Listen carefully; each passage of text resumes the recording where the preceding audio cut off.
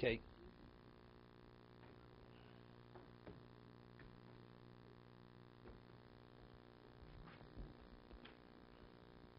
We had an argument, we're on Samach Hamad Beis. We had an argument between Rafun and Rabbi Yehuda. If a woman says to a man, or the man says to the woman, Harei mukdeshesli almanas she'etein loch mosai mezuz, on the condition. So we have an argument when a person says almanas, does it mean me'achshov? Is it a condition, therefore it's retroactive? Or is it not retroactive? Almanas, is it to me'achshov or not me'achshov? What's the halachic difference? She accepts marriage from a third party in the interim before the 30-day period comes. If it's retroactive, the second marriage is nothing. If it's not retroactive, then the second marriage is a marriage. And the Gemara says the same thing is true regarding a get. If a man gives a woman a get, almanas, on the condition she gives him so much money. If she gives the money, it says she's mugureshes. So the same argument. There's machlokas, Rafuna and Rabbi Yehuda. Is it retroactive? Or is it what? Or is no? When she gives the money, that's when the get becomes the get. So versus what's the halachic difference between them?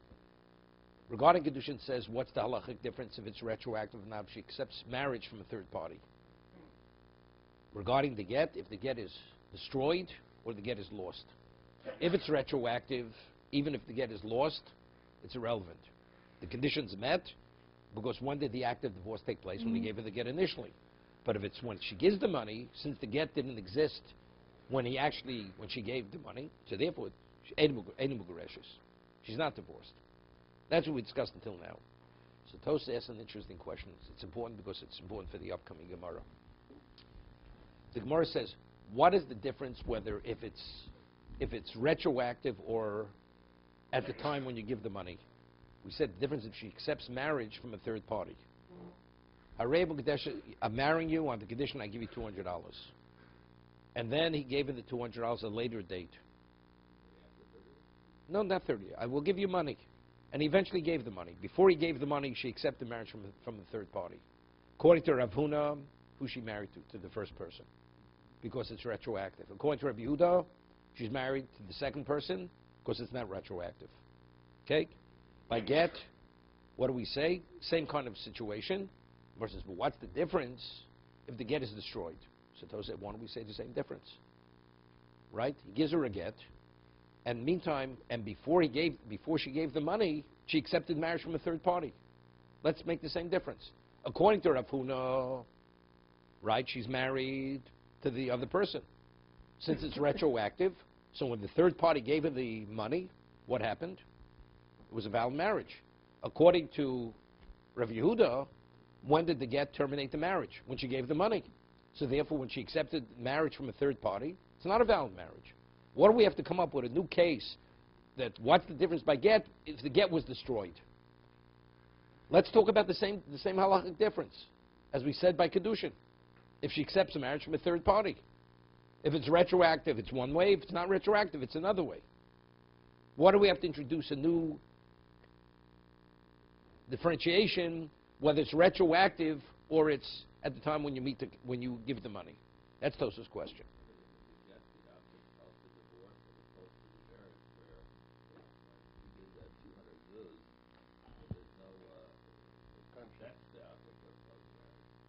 Again.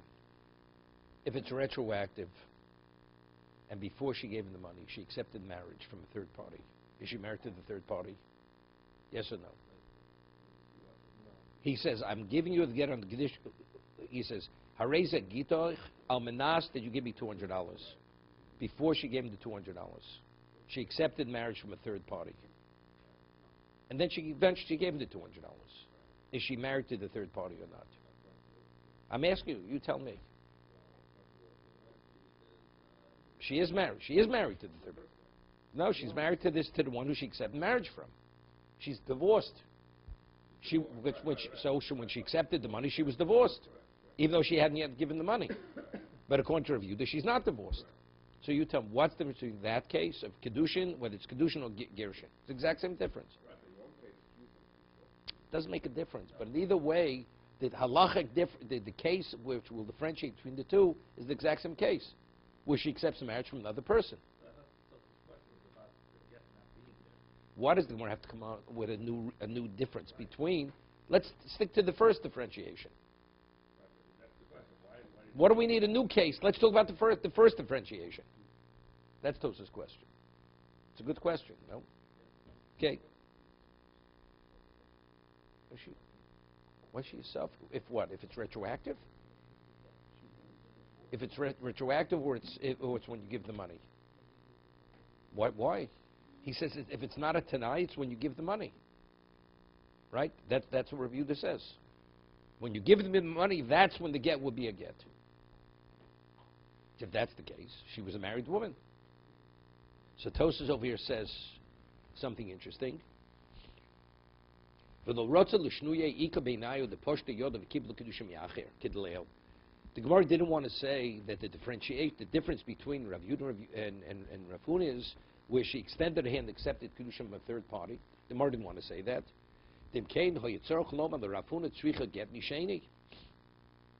Because he says Rav Huna would have said she needs a get from the second party, right? Well, the Rav Yehuda ain't tzricha get misheni. According to Rav Yehuda, she does not need a get, and according to Rav Huna, she does need a get. V'halesa. Now this is the chiddush. Do hafilu Rav Yehuda nami tzricha get misofek. See, he's saying a chiddush now. He's introducing something. The Gemara, it seems to be, if it's not a tanai, when did the get take effect? When she gave the money. That means she definitely was Neshes Ish. Tosas cites the Gemara and Gittin now? No. According to Rabbi Yehuda, it's a suffix. When he says it's not a tanai, it only means it's not definitely retroactive. But there's a chance it's retroactive. It may be retroactive. So if that's the case, even Rabbi Yehuda would agree she would have to have a get me suffix. It's questionable whether it may be a marriage, it may not be a marriage. Okay? He quotes, Da filu Rabbi Yehuda nami tzrich get me suffix, the Pir Shri Perek Mish also. He quotes the Mar Gittin. L'chshetitein, it says when she gives the money over there, the Gemara says, when she gives the money, the mugureshes ve'ein mugureshes. Achetitein. Until she gives the money, it's not simple. Whether she is or not. Uleil nami gabi kiddushin lo motz l'shnei ike beinau shenevdu kiddushin. Okay, that's something else. So Tosa says that even Rabbi Yehuda agrees that it's a suffix. It's a suffix. Okay?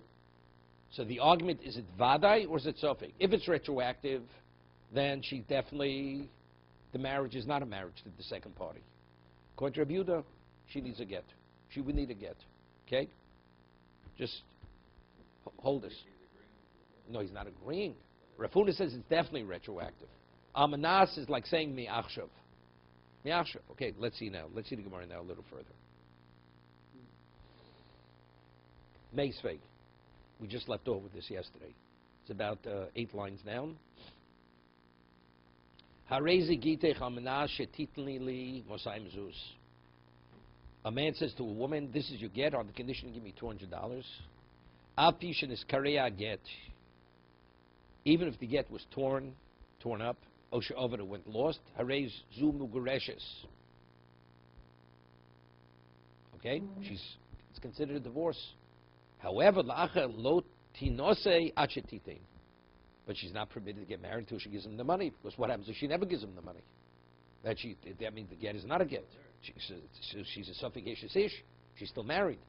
But once she gives the money, even though the get at the time she gave money no longer existed, for whatever reason, she's divorced. V'o Tanya, we learned another brayso.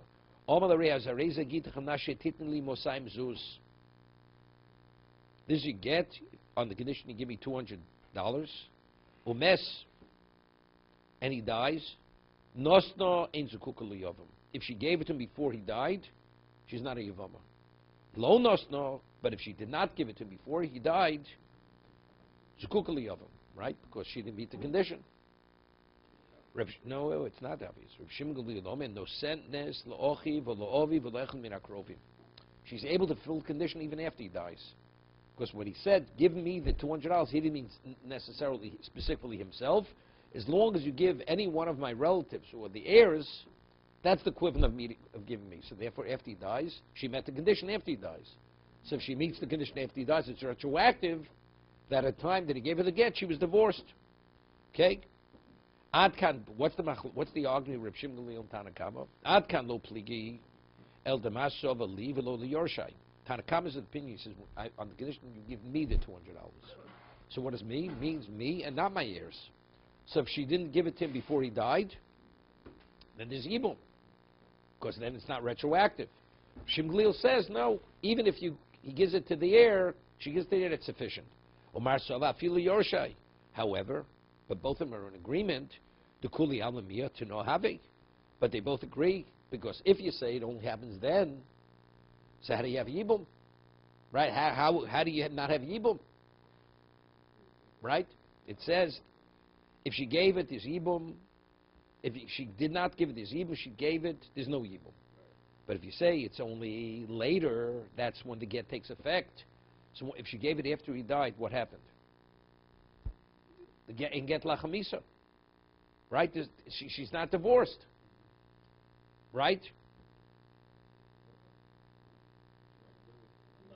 Even if she gives it afterwards, if you're of the opinion it takes effect when you give the money.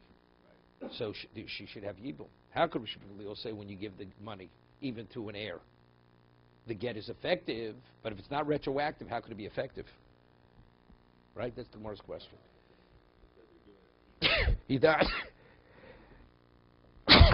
Excuse me. Okay? So that's the Gemara's question. That's the Gemara's question. Rabbi Yehuda. Right? So Gemara says, Tiyufted Rabbi Yehuda. It's a refutation of Rabbi Yehuda. Omalach Rabbi Yehuda. Hamani Rabbi. No. This discussion, we had, it's an Rabbi and the Chachamim. Rabbi is of the opinion that Almanas is retroactive. So this brisa that it says that if she gives the money, she's divorced, it's following the position of Rabbi. Okay? The Omer Rafuna Rabbi, Rafuna said name of Rabbi, called the Omer Almanas. When a person uses the expression on the condition, Almanas, Komi Machshav Domi, it's the equivalent of saying that if you give it to me, it should take effect retroactively from now. It's as if the person actually verbalized that. Upliga Rabbana Alei. But the Chacham argue, I hold like the Chachamim, and the brisa that says that it's an effective get, that's Rebbe. Okay? Banod de Amri ki Rabbanan. And I personally, I follow the position of the Chachamim. Almanas is not retroactive. Okay? Gufa. Now let's see. Omer Rafuna Omer Rebbe. Rafuna is the name of Rebbe, called Omer Almanas Kom Machshav Domi. Now, let's know, we have Amoraim who lived in Bavel, and we have Amoraim who lived in Eretz Yisrael. Rabbi Yochanan was a Yerushalmi, lived in Sipori, lived in Eretz Yisrael, Rabbi Yochanan. Okay? Abai and Rava were from Bavel. Now, what was Reb Zera? Where did Reb Zera come from? Reb Zera, the Gemara says in Brochus, originally he was a Babylonian, and what? And then afterwards, he ascended, he went to Eretz Yisrael. He's the one, he fasted 100 fasts, that he should forget all his learning from Bavel, that he should have an open mind to be able to assume the approach of Eretz Yisrael. It was a whole different approach to learning. So Reb Zera, he was a leading Torah sage in his time. Originally he was a Babylonian, he went to Eretz Yisrael. So Reb Zera said, so originally he heard from Rav Huna. Where was Rav Huna? And Rav, they were in Bavel. So when he studied in Bavel, he heard the position of Rav Huna, name of Rav, that what? Kol Omer Almanas Kom Machshav Domi. Reb Zera ki Avina beBavel. Reb Zera says, when I originally was in Bavel, have Amrinon, I would say over Hodi Omer Rav Huna Omer Rav, Kol Omer Almanas Kom Machshav Domi, Pligi Rabbana Alei, and that's what Rav Huna originally said, right? This discussion, whether it's retroactive or not, is a machlokes Rebbe and the Chachamim. Ki salki lahosam, but when I ascended to go there, when I went from Bavel to Eretz Yisrael, Ashkechei the Ravasi. Ravasi was from Eretz Yisrael. He was a Kohen, Ravasi. Ravami Ravasi were known as the Kohanim, the leading Kohanim in Eretz Yisrael. He says, when I ascended to Eretz Yisrael, Ashkechei the Ravasi. I came upon Ravasi, the Yosef v'koma lo mishmei the Rabbi Yochanan. He was sitting, he was saying something over the name of Rabbi Yochanan. Hakol modim, you hear this? Hakol modim almanas kom machshav domi. Everyone is of the position that the terminology of almanas is the equivalent of saying it should be retroactive. Nobody argues this. Meaning what they said in Bavel that this issue is machlokes Rebbe and the Chachomim.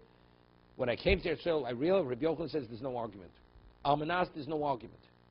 Almanas is the equivalent of saying Me'achshav, that's retroactive. So therefore, the brisa we cited before, you can't say it's going like Rebbe. It would be a refutation on who? On Rebbe Yehuda, right? He answered it's going like what? Like Rebbe, but I follow Rebbe Bonon, but according to Rabbi Yochanan, there's no argument. Almanas is the equivalent of what? Of saying Me'achshav. Lo nechluku. So where's the machlokas? Rebbe and the Chachamim. Me'ayom lachamisa. We had this earlier. A person gives a get to his wife, and he says, Me'ayom lachamisa. From now and after I die. Is that the equivalent of retroactive? Or he means it should take effect after he dies. So if it's after he dies, it's not a valid get. Right? Because then get lachamisa. Get cannot take effect after he dies. For Tanya, a proof to this. A proof that the argument of Rebbe and the Chachamim is regarding the case of Me'ayom lachamisa. Yom al-Chamisa, get ve'eno get divri Chachamim. What did the Chachamim say? Get ve'eno get. It's a question of whether it's a valid get or not. Why? Because what was the question? Is it a retraction or not? Remember, we had the argument. That was Machlokes Rav and Shmuel. When he said Me'ayom, did he mean now? And lachamisa is a retraction? Or when he said lachamisa means retroactive, when I die, it should be retroactive from today. Right? That was the argument. So the Chacham say get ve'eno get. It's a questionable get. Rebbe Omer kozeh get. Rebbe says no, that is a get. Why is it a get? Because it's retroactive when he says me'ayom ul achamisa. The get should take effect today. However, conditionally, if I die, because he doesn't want his wife to fall to Ibum. Right? That's what he says. If he's alive, he wants her to be his wife. She should be his wife. But if he dies, so now there's a question, she's going to fall to his brother. If I should die, then I want it to be retroactive from the moment you get the get. Right? That's Rebbe. The Chacham say, no, it's not so simple. Maybe when he gave the get, he said, Miyom lachamisa, it was a retraction. But the Chacham say it's unresolved. It's unclear. Therefore, we say, choletz lo misiya bemes. He can't do Yibum because it may be a get, so therefore it's his brother's divorcee. But on the other hand, if it's a retraction, so then the get is not a get. So she does fall to Yibum, but you're not able to do Yibum, so what do? You give Chalitza. So the Chacham say, choletz lo misiya bemes, and according to Rebbe, she receives nothing. Because the get is definitely retroactive, so she's divorced. Retraction. He gave her the get. He says, the get should be mehayom. What is it? From now. Then he says, lachamisa. That he's retracted. That's the question. Is it a retraction or is it a condition? Okay? Or Rabbi Yehuda. So according to Rabbi Yochanan, he says, they only argue in the case of mehayom lachamisa. Almanas, he says, everyone agrees. It's Tanai. It's Kamei Achshav. It's retroactive. But Rabbi Yehuda the only way he could reconcile the Bryce with his position, he had to say no, that just as they argue in the case of Yom Lachamisa, they were also arguing in Almanas. Right? And therefore he attributed the Bryce to Rebbe. Well, the Rabbi Yehuda, the Almanas Nami Pligi. Oh, now the Gemara is a question. According to Rabbi Yehuda, who says that they're not only arguing in the case of Yom, they're even arguing in the case of Almanas. Ad mifli me'yom lachamisa nifli balmenas. Phenomenal. Now, lo dicha kocha de Rebbe. Right? What are they arguing me'yom lachamisa? From today and after I die, they should argue in the case of almanas. So he says, lo dicha kocha de Rebbe me'yom lachamisa nami happy get. Right? Meaning like this. We have two terminologies. What on the condition? What is the connotation on the condition? No, on the condition means it's retroactive, right? Me'ayom lachamisa, from today and after I die, hareza get. So he's asking, what do they have to argue? Me'ayom lachamisa, why don't they argue almanas? Wait. Almanas. Lo dia kocha de Rebbe. So he answers, because it wants to tell us the Vayom lachamisa nami have a get. I mean, for Rebbe, almanas is more simple to say it's retroactive me'yom lachamisa. Because he says from today and after I die, right? Almanas on the condition, you could say that's a condition, right? Even though he didn't say me'achshav. But what's a greater chiddush that it's retroactive? Not only almanas, even me'ayom lachamisa, right? Even when he says from today and after I die, it's not a retraction that it should take effect after he dies, but rather it's retroactive. So that's lo derech kochad Rebbe. It's not only almanas. Is it a valid get? It's even a valid get when he says from today and after I die. Okay, 1 second. So he says, what are you arguing? Why did the Tana set the case to bring out the chiddush going to Rebbe? Let's argue the case almanas, which seems to be a condition, to show us to what degree the chachamim are machmir, right? Because the chacham say almanas is not retroactive. So why don't you say that? So Gemara says koch that teir odif, because whenever the Tana Reb Yudah Nasi states his case, he always wants to states it in a context to bring out the more lenient opinion rather than the more stringent opinion. That's koch that teir odif. The position of leniency always has greater value. That she's divorced. That's lenient. According to the other one, says no, it's not so simple. There's a certain ambiguity to it. It's not. Now, there's the famous Rashi. Famous Rashi in Beya, in the Beis and Beis, right?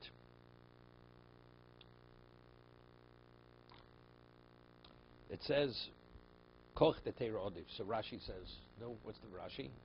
And people, they misunderstand what it means, Koch de Teira Odif. So Rashi says, to be machmir. A person can be a total ignoramus, right? And you come ask a question. So what's the halacha? It's forbidden. Everything is l'chumra. So how much do you have to know to be machmir? You have to know nothing, right? But to be makel, but to rule leniently, what is that based? We're talking where it's based upon your knowledge, not where, because you have no consideration for what the halach is. So that shows your greatness, that there is a basis. There's a basis for the leniency. So whenever we're able to set a case to bring out the more lenient opinion, Rabbi Yudah Nasi always sets it in a context to show the more lenient opinion, of course, where it's based on proofs to support that more lenient opinion. That's koch that teira odif. Okay, so that's what we're saying here. So therefore, he chooses the case to bring out the chiddush in Rebbe. It's almanas is a more simple case. It's closer to tonight. Even me'yom lachamisa, which could be interpreted as a retraction, even there, he says, Rebbe says, even in that case, we still say it's retroactive, which it would be a consideration to say maybe it's not. Rebbe says it is retroactive. Says lo diacha koach to Rebbe, because it's koach that teirod if she's permitted to remarry, and she doesn't fall to evil, and she doesn't even need chalitza.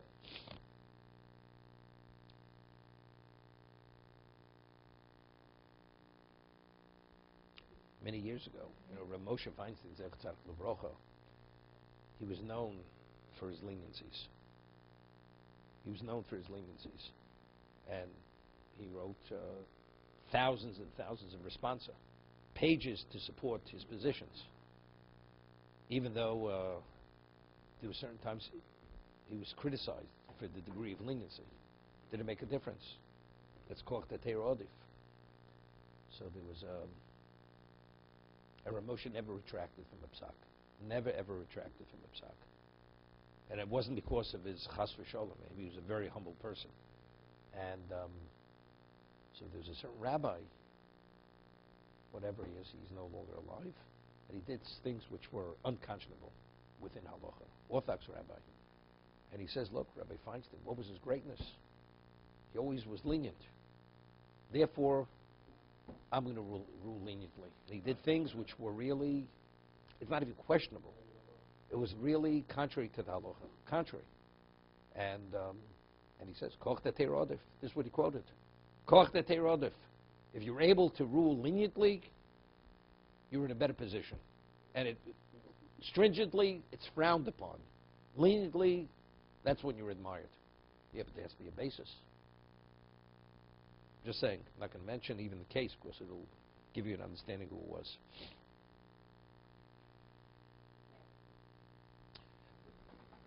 Wait a second. Yeah. So I'm not going to do Tosis over here because this Tosis will take too long, but just going to go till the Mishnah in the Gemara. Yeah. It says in the Mishnah that if he says, I will give it to you within 30 days, it's what she's Mukudeshes. What happens if 30 days pass? She's not married. Why? Because he didn't meet the condition. Somewhere says Pshita. It's understood. Yeah, it's understood. A person makes a condition. You buy a piece of property, and the seller says you pay, give me the money within 30 days. It's a sale. If not, it's not a sale. So it says if he doesn't meet the payment schedule, it's not a sale. Is it a chiddush? But of course, he said within 30 days. So if he said to the woman, I'm marrying you on the condition, give me $200 within 30 days. It says if he gives it within 30 days, she's married. If not, she's not married. What's the chiddush? Pshita. So Gemara says, Maudu sema lavda tanohu. Because it's possible to say it's not a precondition. It's not a tanai. Ulazruze ka'amar.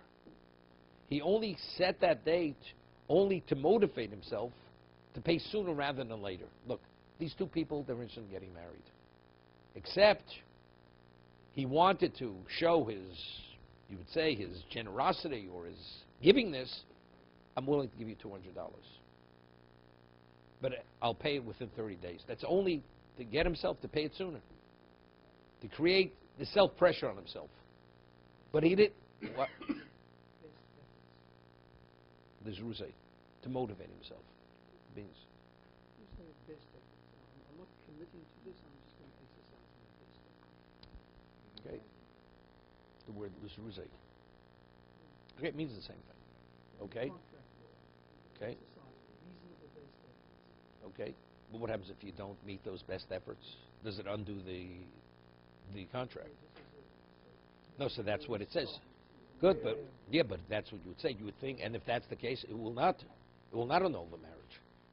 So the Mishnah says it doesn't annul the marriage. If factually it's a condition, although the reason why maybe he set the condition was for this reason, but since it's a conditional marriage, if he doesn't meet the condition, the marriage is not a marriage. Because the woman is. No, even the woman says, I would have foregone it. It doesn't make a difference. But factually, if that's the basis and the marriage was conditional, you don't meet the condition, the marriage is not a marriage. He says to the woman, I'm marrying with the condition that I have $200. I'm worth $200. Like we mentioned that an oni, the poor person who's eligible for leket shechupeo, when is he classified as a poor man? As impoverished if he has less than $200. She says, I don't want to marry a beggar. Poor man. I'm marrying a condition that I'm worth $200. Okay? So if he has $200, it's a marriage. If not, it's not. Samar says, you never know. People, they hide their money. Right? Maybe he does have the money. So if that's the case, if he may have the money, so it's a marriage. So if we allow her to marry a third party, maybe it's a question of adultery. Right? We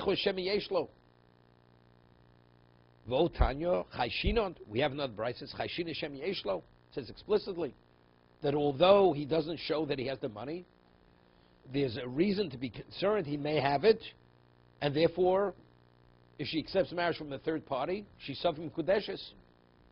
No, that's the difference. When the Mishnah says, if he has it, she's married to me, she's definitely married. That means if she accepts marriage from a third party, ain't kudeshes to the third party. But if he doesn't have it, it doesn't mean she's not married to the first person. It means if she accepts marriage from a second person, the marriage will be a questionable marriage. It's chayshinon. So then she would need a get. She would need a get from both. From both she would need a get. He claims he doesn't have the money. Claims he doesn't have the money.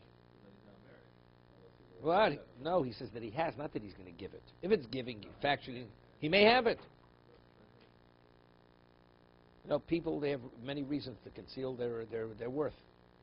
If you want to get kimcha to pischa, you have to say you don't have. Okay? Okay, this guy.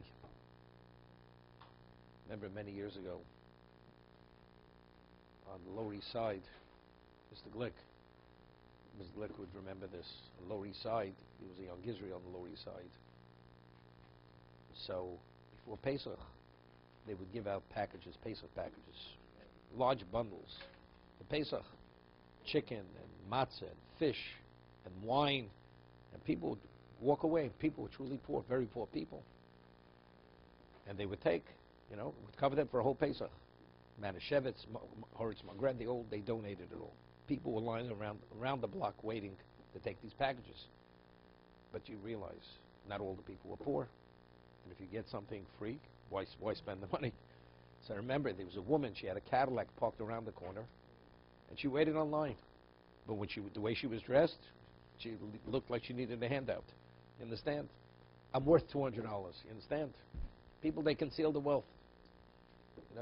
We don't want people to know. To be continued.